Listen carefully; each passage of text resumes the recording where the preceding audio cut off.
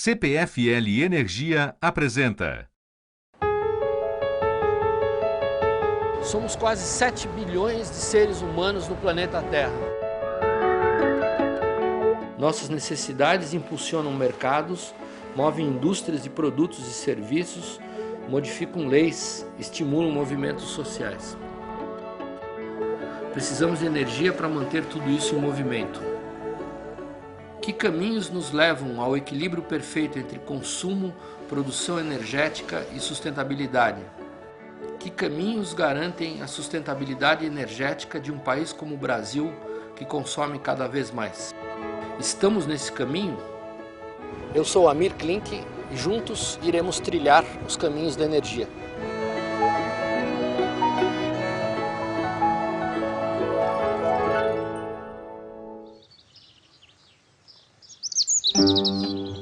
No Caminhos da Energia de hoje, especialistas apontam para as grandes apostas do panorama energético mundial.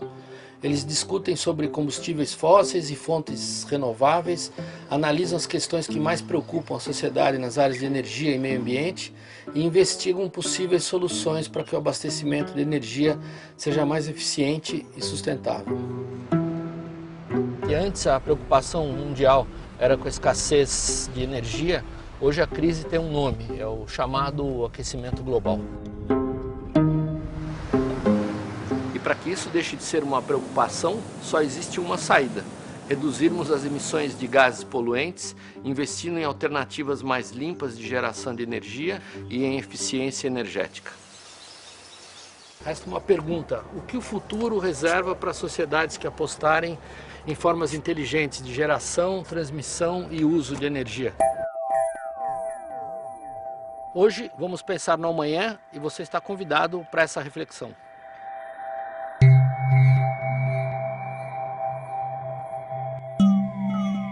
Nos últimos anos a preocupação maior é com a questão do aquecimento global, que é causado muito por ações do homem.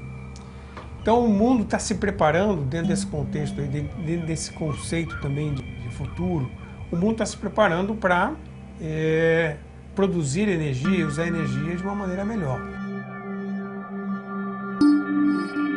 Sempre a energia ditou a maneira com que as sociedades se organizaram. Isso não será diferente no futuro. Na verdade, a gente tem que pensar num futuro onde os padrões de consumo serão outros, os usos da energia serão bastante diferentes. Então, um futuro onde as fontes renováveis de energia venha a ser mais importante do que hoje, será um futuro onde também a sociedade será diferente. O modo atual de produzir e consumir, com esse consumo desenfreado das populações que têm renda, é insustentável. Se continuar nesse caminho, iremos para cenários de aquecimento global complicados. É insustentável do ponto de vista dos solos do planeta, que estão se desertificando e perdendo qualidade. É insustentável do ponto de vista dos recursos hídricos, a água doce vai se tornar cada vez mais rara e cara. É insustentável do ponto de vista da biodiversidade. Não se trata de proteger a vida, embora isso seja muito meritório, é que nós dependemos dela. Então é preciso ter muito claro que não é um problema que nós temos. O caminho atual não dá. Nós vamos bater de frente e vamos nos machucar.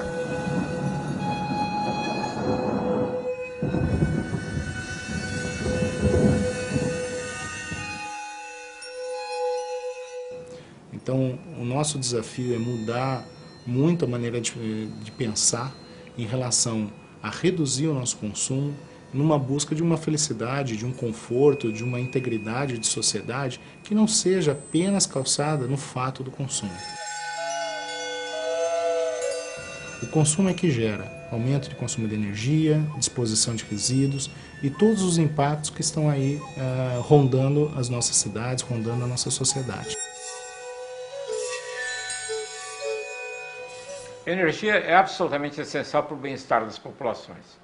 E as nações que são mais ricas e que estão usando energia em grandes quantidades, como os Estados Unidos e a Europa, eles farão esforços para reduzir um pouco, mas é claro que não abrirão mão da energia que é responsável pelo seu bem-estar. Você pega um caso mais extremo, o caso da China, que você tem centenas de milhões de pessoas que são incorporadas ao mercado.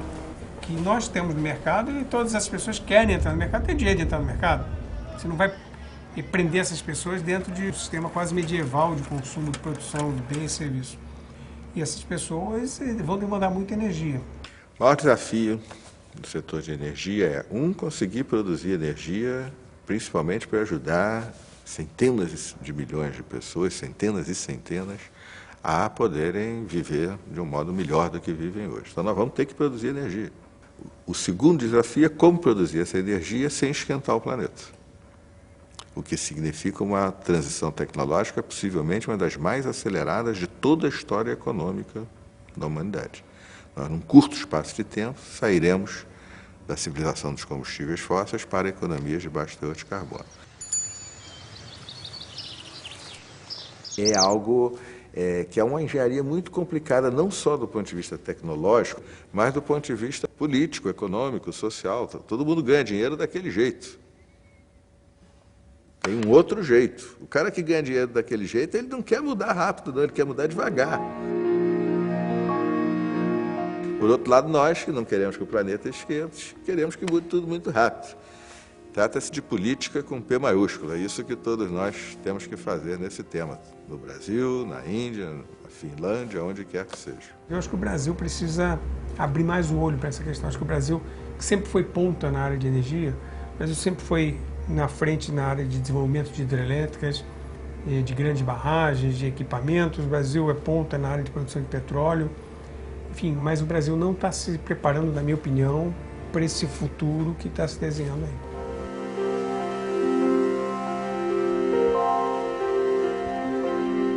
No caso de eletricidade, é preciso expandir a produção de energia elétrica usando fontes renováveis. Isso significa hidroeletricidade, mas essa hidroeletricidade não pode ser destruidora da Amazônia. Já está ocorrendo, e vai continuar a ocorrer, uma resistência muito grande a desenvolvimentos hidroelétricos na Amazônia que sejam predatórios. No século XXI, aquela dicotomia do passado, desenvolvimentistas de um lado e ambientalistas procurando preservar, conservar a todo custo de outro, acabou. Todos estamos no mesmo jogo. O que significa que também os ecologistas e os ambientalistas têm que, na questão da energia, se colocarem para o debate. A minha posição é a seguinte: nós devemos estudar a Amazônia e definir, com critérios bastante objetivos, especificamente ligados à biodiversidade, mas também critérios sociais, quais as áreas da Amazônia que são apropriadas para aproveitamento hidroelétrico. Ali definido, nós teremos perdas, sim, sempre há, não existe almoço grátis, mas sabemos que estaremos fazendo a coisa mais indicada.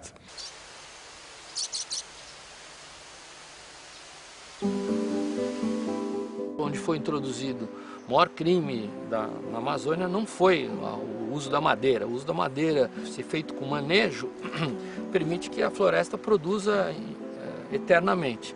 Foi a introdução do gado. E existe um subproduto do abate de gado, que é o sebo, que no caso da Amazônia, infelizmente, ele é exportado para os estados do sul, para ser processado e transformado em biodiesel, o que para mim configura um contrassenso. As usinas de produção de biodiesel a partir de sebo já deveriam estar instaladas próximas aos abatedouros, e isso lentamente começa a acontecer. Então eu acho que a Amazônia está numa situação interessante hoje, onde está com acesso à tecnologia, com modelos bem feitos de gestão de recursos e de tecnologia, está criando um modelo e um exemplo de geração de energia sustentável que, sem dúvida, o mundo vai querer copiar.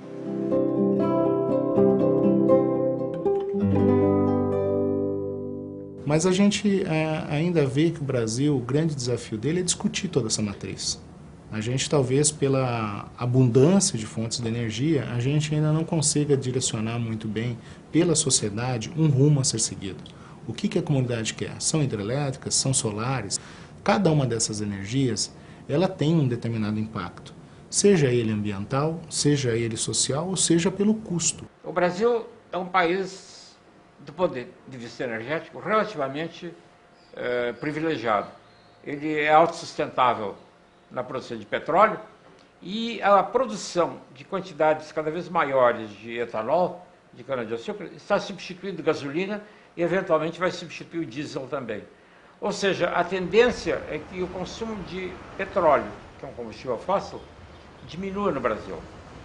É claro que se mais petróleo for descoberto no Brasil, que é o que está ocorrendo no pré-sal, o Brasil vai acabar exportando para outros países. Mas do ponto de vista de suprimento interno, o Brasil vai no bom caminho nessa direção. O caminho correto era aproveitar os recursos do pré-sal para fazer a transição na direção da economia de baixo teor de carbono.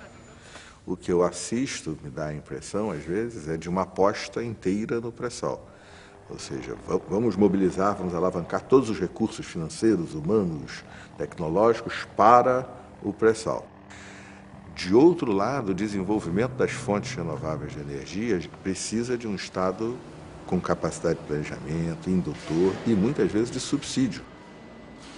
Há excesso de Estado na economia do pré-sal e a falta de Estado no incentivo às fontes renováveis de energia. Esse é um dos grandes temas que nós brasileiros teremos que discutir nos próximos anos.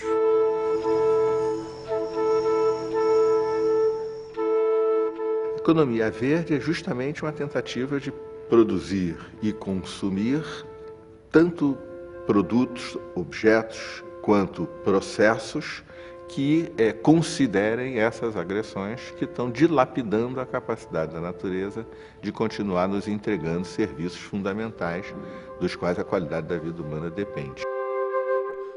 A mais importante das mudanças é pegar o custo das agressões ao meio ambiente que nós estamos fazendo e colocar esse custo no preço das coisas. Então, quando você tem inundações, você tem furacões, isso afeta a agricultura, isso afeta a captação de água, isso afeta a navegação, tudo isso são custos. São custos que você tem que começar a internalizar na hora que você calcula quanto vale a energia que você está produzindo. Você tem uma transição nesse processo de usar e produzir energia que vai estar levando cada vez mais a formas mais modernas, com mais tecnologia, com alternativas energéticas diferentes do petróleo. E eu acho que esse é o mundo que a gente está vivendo. Esse é o grande desafio do mundo agora, de como lidar com isso. E é uma questão de velocidade também. Cabe às empresas, aos empresários do mundo todo, nos oferecerem soluções. E nós vamos gostar de uma. Esse cara vai se dar bem, vai ser barata, vai ser boa. O outro vai bolar alguma coisa que não vai dar certo, esse cara vai se dar mal. É assim que funciona. É um momento muito especial da história da humanidade, mas um dos aspectos mais concretos é que os combustíveis fósseis terão que desempenhar um papel diferente no futuro. O que vai acontecer primeiro, se é a capacidade de reação ou a capacidade de destruição?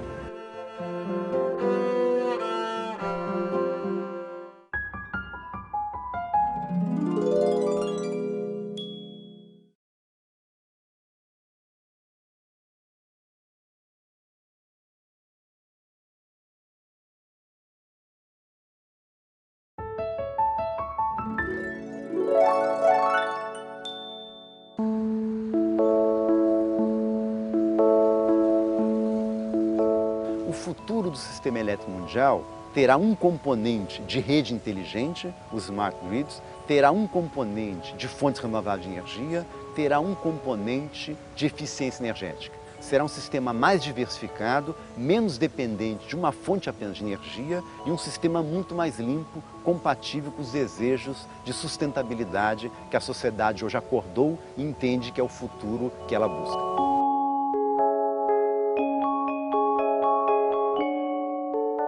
O desafio dos smart grids ou redes inteligentes é uma maior integração entre telecomunicações e sistema energético, para que de fato você tenha essa comunicação perfeita entre consumidor e fonte de geração de energia. Se a gente volta 10 anos, pensa o que a gente tinha de telefonia celular, né? não existia. Os primeiros telefones celulares surgiram há muito pouco tempo.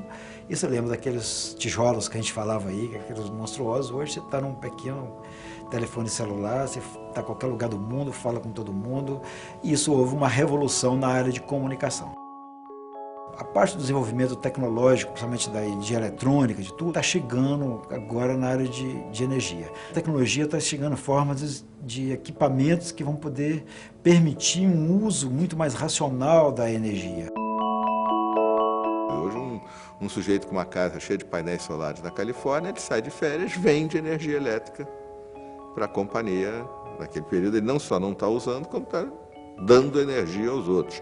Isso que parece hoje assim, uma exceção, será a regra. Todo mundo vai fazer isso. Você consome energia, produz energia, devolve energia para o sistema, pequenininho, grande, etc. e tal. Então, não tem um tipo de integração dos equipamentos, principalmente os equipamentos urbanos, com o sistema de energia muito diferente daquele que existe hoje. O mesmo se aplicará, por exemplo, ao futuro do carro elétrico. Você terá, num futuro, um carro elétrico que, em algum momento, funcionará como carro, em algum momento a sua bateria poderá fornecer energia para o grid, justamente através dessa rede inteligente que irá enxergar em que lugar da rede você tem energia sobrando, em que lugar da rede você tem energia faltando. Antes de 2030, seguramente, as redes das cidades serão muito mais inteligentes do que são hoje, os países terão redes elétricas muito mais inteligentes do que são hoje. Há menos de 2 décadas, a internet, tão imprescindível em nosso dia a dia, era apenas um embrião. Poucos imaginavam que um dia poderíamos trocar informações, fazer transações financeiras, comprar qualquer tipo de produto, trocar grandes arquivos e assistir vídeos em altíssima definição por intermédio de um computador. Hoje somos a sociedade da informação e caminhamos para uma nova organização espacial. Espera-se que nossa cidade se transforme cada vez mais. E como seria a cidade perfeita ou quase perfeita? Talvez espaços urbanos mais próximos do ideal seriam pautados pela eficiência energética e pela sustentabilidade em todas as atividades sociais e produtivas. Dentro desse escopo, poderíamos imaginar uma metrópole praticamente autossuficiente, com níveis extremamente reduzidos, se não nulos, de poluição. Ainda que atividades de trabalho mais tecnológicas, conduzidas virtualmente, já sejam realidade, o avanço de nossa sociedade aponta para uma autonomia cada vez maior das máquinas, executando funções que antes dependiam da força e do raciocínio humano. O funcionário do futuro poderia cumprir suas funções de casa, reduzindo assim a necessidade de deslocamento até um ambiente de trabalho. Isso se traduziria na redução do uso de combustíveis no setor de transportes, que atualmente é uma grande preocupação de especialistas em energia e meio ambiente. E não seria só o trabalho que mudaria. Os lares do futuro poderiam ser células de redes eficientes de energia e telecomunicações, as Smart Grids.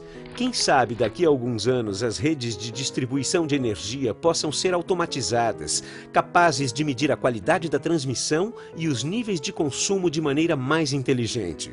Pode parecer ficção científica, mas imagine que um dia sua casa poderá conversar com a empresa que gera e fornece eletricidade e, inclusive, oferecer mais energia para essa rede inteligente. As pessoas falam em energia limpa. Não existe energia limpa. O que você tem é energia que degrade mais ou menos o meio ambiente. Como você tem a lei da gravidade, você tem as leis da termodinâmica. Então a gente pode usar a energia de uma maneira melhor ou pior. Ou seja, quanto mais bem utilizada, menor a degradação, menor o impacto ambiental. Que entra pelo lado da eficiência energética. É um automóvel que há 10 anos atrás fazia 5 km com litro de gasolina, hoje faz 15, faz 18, pode chegar a 25, 30. Então você, para gerar o mesmo serviço, o mesmo trabalho, você gasta menos energia.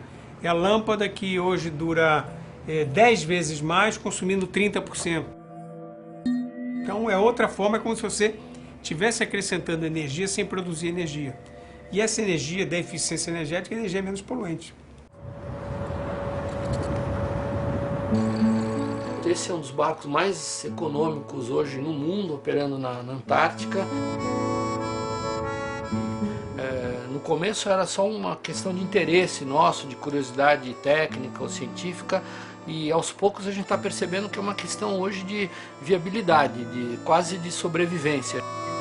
A gente sabe que daqui a alguns anos não vai dar para usar os mesmos parâmetros que a gente usava para montar um projeto, uma expedição.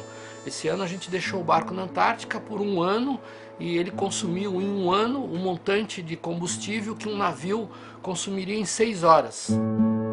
A gente conseguiu atingir um nível de eficiência energética e de impacto mínimo que é muito difícil de alcançar com o modo convencional de se fazer expedições. E ainda dá para melhorar.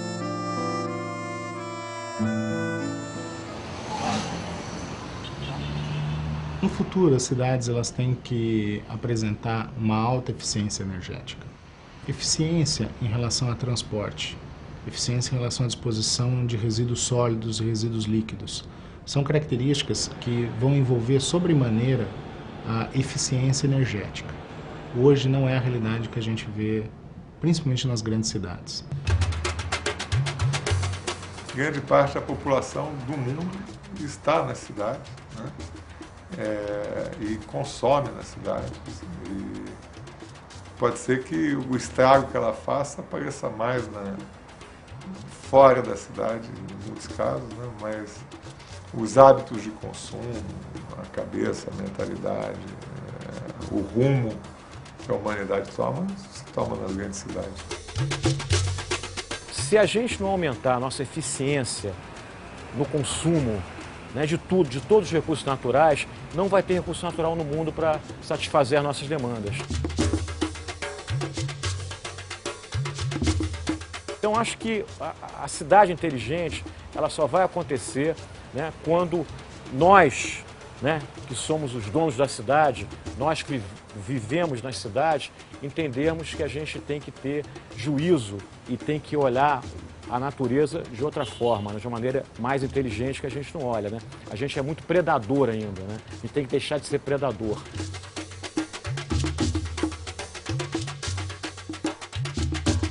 Desenvolvimento sustentável é uma coisa que é uma definição que já existe, que já está incorporada, e na verdade nada mais é do que você promover o desenvolvimento pensando nas gerações sucessivas, quer dizer, fazer o desenvolvimento hoje, dizendo que esse desenvolvimento você tem uma próxima geração para deixar para ele alguma coisa melhor daquilo que você encontrou. A busca pela sustentabilidade, ela é uma constância hoje para algumas empresas, para alguns governos, e ela vai passar a frequentar a agenda de todos os segmentos da sociedade. E hoje, mais do que nunca, as empresas e as pessoas passam a reconhecer um valor da área de sustentabilidade.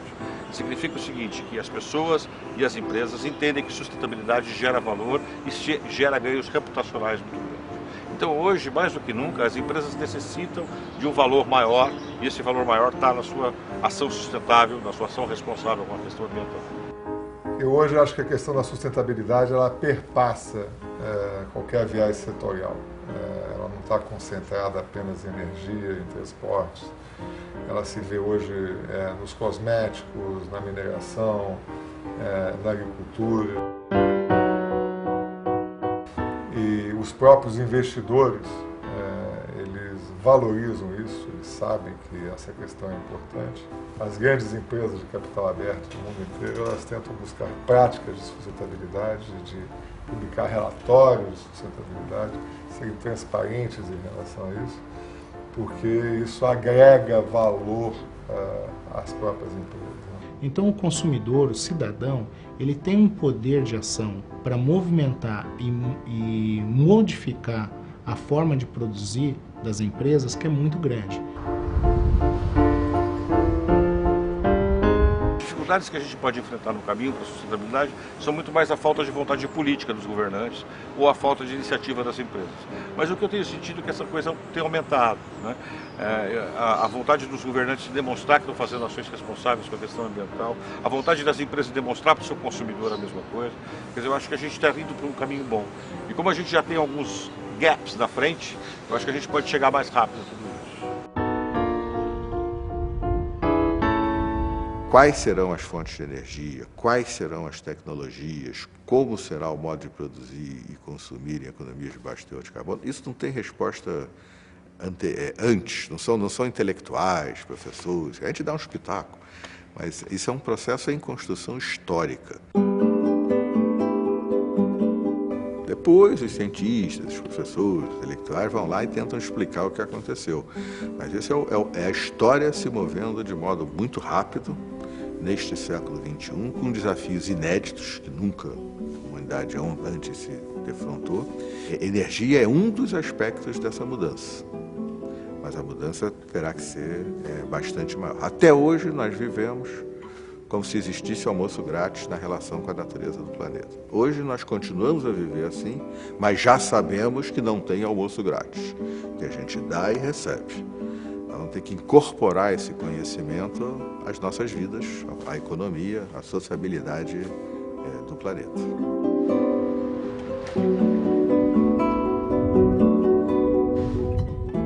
Gostou desse panorama do futuro? Você já tinha parado para pensar sobre tantas possibilidades? O futuro nos reserva muitas surpresas, muitos caminhos para a nossa energia. Até a próxima!